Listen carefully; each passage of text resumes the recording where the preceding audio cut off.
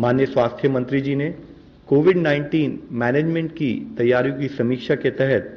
कल Rajiv Gandhi super speciality hospital का दौरा भी किया। उन्होंने फ्रंटलाइन वर्कर्स के एफर्ट की तारीफ की, कहा कि आज जो हमारा इंक्रीज रिकवरी रेट आ रहा है वह हमारी क्वालिटी ऑफ केयर को रिफ्लेक्ट करता है। उन्होंने कहा कि लॉकडाउन 2.0 के दौरान लाइफ में डिसिप्लिन लाने से हम लोग रिच डिविडेंड्स पा सकते हैं, जिससे हमें कोविड की लड़ाई जीतने में सफलता मिलेगी। G20 एक इंटरनेशनल फोरम है जिसमें 19 देश और यूरोपियन यूनियन के नेशन मेंबर्स फाइनेंशियल इश्यूज के साथ साथ सोशियो इकोनॉमिक इश्यूज पर भी डिस्कस करते हैं। G20 के मेंबर नेशंस वर्ल्ड का 80% इकोनॉमिक आउटपुट, ग्लोबल पॉपुलेशन 2/3 और 3/4 जो इंटरनेशनल ट्रेड है उसको रिप्रेजेंट करते हैं। उस G20 के स्वास्थ्य मंत्रियों की कल एक वीडियो कॉन्फ्रेंस के द्वारा मीटिंग हुई, जिसमें कोरोना वायरस से निपटने के लिए कोऑपरेशन और कोलैबोरेशन के इशू पर डेलिब्रेट किया गया। इन टेस्टिंग टाइम्स के दौरान सभी मेंबर स्टेट्स के साथ मिलकर काम करने के लिए भारत के कमिटमेंट को जाहिर किया। उन्होंने कहा कि भारत G20 के देशों के साथ मिलकर वैक्सीन डेवलपमेंट और ड्रग डेवलपमेंट पर काम करना चाहेगा। इसके साथ ही गवर्नमेंट ऑफिसेज के कामकाज के लिए स्वास्थ्य मंत्रालय ने अधिकारियों को एक गाइडलाइंस के द्वारा वायरस के स्प्रेड को रोकने में संबंधित प्रिकॉशनरी मेजर की सलाह दी है, जिसमें बताया गया है कि officials reusable cloth face cover use करें, डिसइंफेक्शन प्रोटोकॉल का स्ट्रिक्ट फॉलो करें, फ्रीक्वेंटली सोप या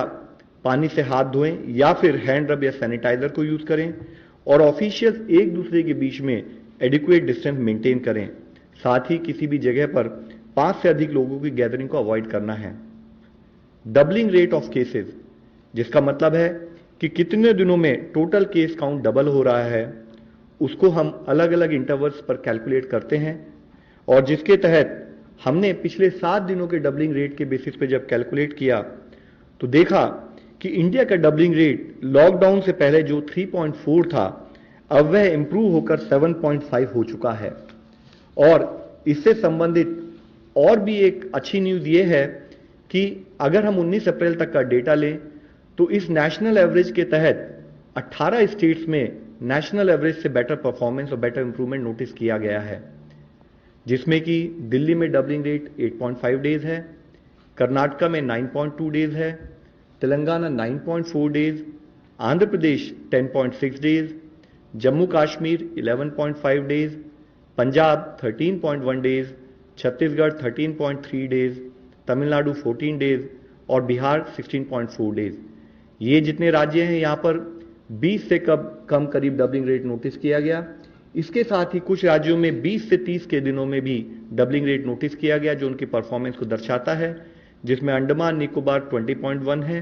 Haryana 21 days, Himachal Pradesh 24.5 days, Chandigarh 25.4 days, Assam 25.8 days, Uttarakhand 26.6 days, Ladakh 26.6 days. इसके साथ ही हमारी कुछ स्टेट इवन उनका 30 दिनों से भी ज्यादा डबलिंग रेट, यानी कि उनकी परफॉर्मेंस, उनका केस मैनेजमेंट में हम इंप्रूवमेंट नोटिस कर रहे हैं, वह है उड़ीसा और केरला। मैं ये एक बहुत अच्छी हार्टनिंग न्यूज के रूप में आप लोगों के सामने प्रस्तुत करना चाहूंगा और राज्य और जिला स्तर पर जो हमारे कोविड के फील्ड वॉरियर्स काम कर रहे हैं इस विषय में, उनको धन्यवाद देना चाहूंगा। It is however we would also like to point out कि हम एक लड़ाई में हैं, हम एक बैटल में हैं और हम आराम नहीं कर सकते। एक भी दिन की हमारी विफलता या एक भी व्यक्ति की विफलता हमारे इस क्यूए रिजल्ट को, परिणामों को नेगेट कर सकती है और इसलिए जरूरी है कि हम सारी गाइडलाइंस का यूनिफॉर्म इंप्लीमेंटेशन करें। हमें कुछ और राज्यों से अच्छी खबरें भी आ रही हैं, जैसे गोवा के सभी पेशेंट्स को रिकवरी के बाद हॉस्पिटल से डिस्चार्ज कर दिया गया है। अब गोवा में कोई भी एक्टिव केस नहीं है। इसी तरीके से जैसे कि कल आप लोगों की दृष्टि में लाया था, माही और कोडगू, इन दोनों जिलों में जहां पर कि पिछले 28 दिनों से कोई केस नहीं आया था, उसमें एक और जिला जुड़ गया है, वह है पौड़ी गढ़वाल उत्तराखंड से। साथ ही टोटल 59 डिस्ट्रिक्ट्स हैं 23 स्टेट और यूनियन टेरिटरीज से, जहां पर पिछले 14 दिनों से कोई केस नहीं आया है, जिसमें 6 नए जिले जुड़े हैं। वह हैं डूंगरपुर और पाली राजस्थान से, जामनगर मोरबी गुजरात से, नॉर्थ गोवा गोवा से, गोमती त्रिपुरा से, और इससे संबंधित हम आप लोगों से रिक्वेस्ट करना चाहेंगे कि फिर भी हमें हर तरीके से सतर्क रहने की आवश्यकता है। दूसरे देशों की तुलना में अगर भारत आज इस सिचुएशन को मैनेज करने में प्रयत्न कर रहा है, उसमें जो भी रिलेटिव सक्सेस मिली है उसका सबसे मुख्य कारण है कि इस लड़ाई में गवर्नमेंट के साथ साथ हर सिटीजन मिलकर लड़ाई लड़ रहा है।